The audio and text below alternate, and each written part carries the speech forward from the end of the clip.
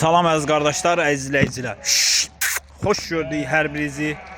Əziz qardaşlar, buyurun baxın belə 40 baş birinci qarna tatallar cinsi dəvə qulaq, durna boğaz, boğaz şeylər satılır əziz qardaşlar.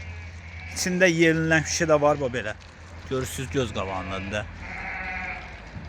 Çoxsu yelində əziz qardaşlar. Baba. De bu da yelin. Sadəcə tükün içindədir. Yelin görünmür. Çöl heyvanıdır deyil. Tükün içindədir, yelin görünmür. Buyurun bax. Ay maşallah.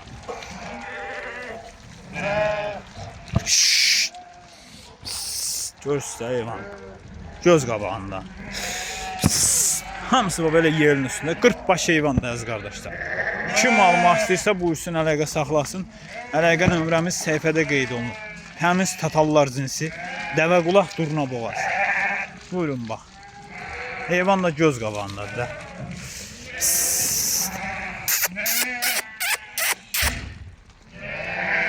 Bunları görürsünüz.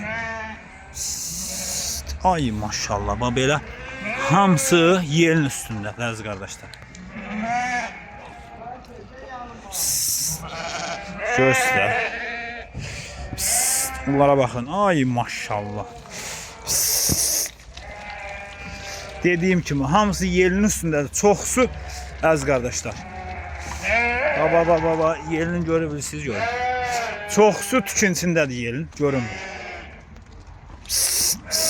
Baba yerinə baxın. Ha belə tükün içindədir, deyil ha. Baxın yerinə baba.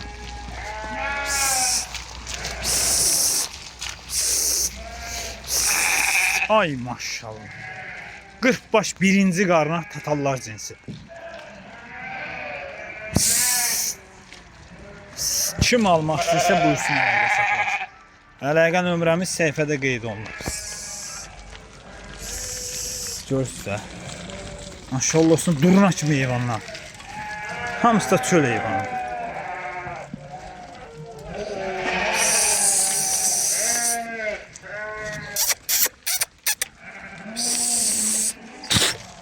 Ay maşallah. Bunlara bakın.